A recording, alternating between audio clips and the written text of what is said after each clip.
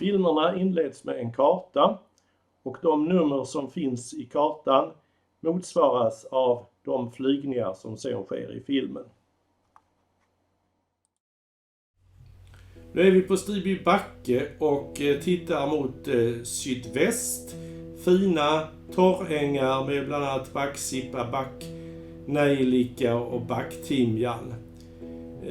Vänder vi oss sen lite mera åt norr så ser vi också sådana här marker och längre bort skymtar Rysberget.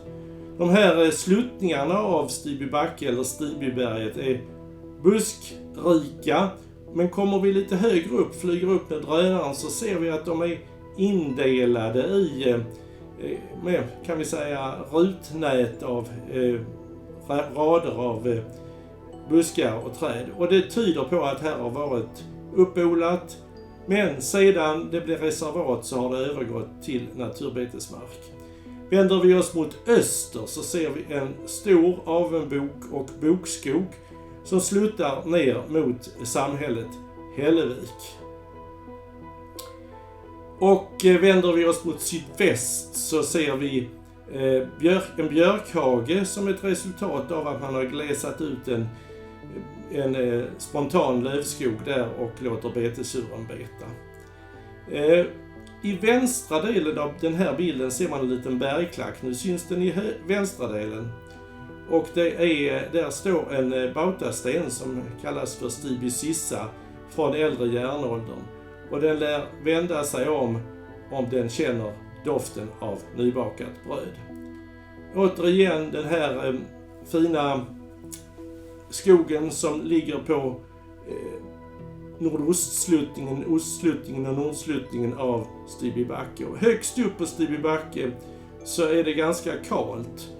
Och det beror på att när landisen fram till för 14 000 år sedan rörde sig mot sydväst så slipade den av och krockade så att säga med den här bergklacken.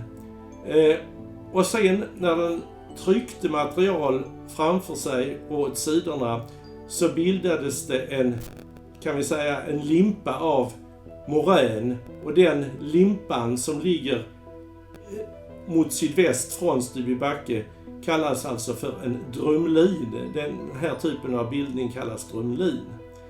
Ja, nu ser vi återigen de här fina betesmarkerna som inte har så många år på nacken så som betesmarker tidigare varit åkrar, men på grund av att det är ganska lätta jordar här så har en fin naturbetesmarksflora kunnat utbilda sig ganska fort. Och nu ser vi strax de som gör det verkliga jobbet här, nämligen nötkreaturen som betar på Stiby backe.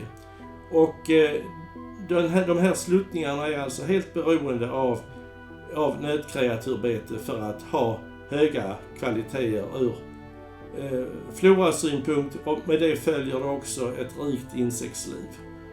Och nu ser vi de här hjältarna som betar till oss i närbild.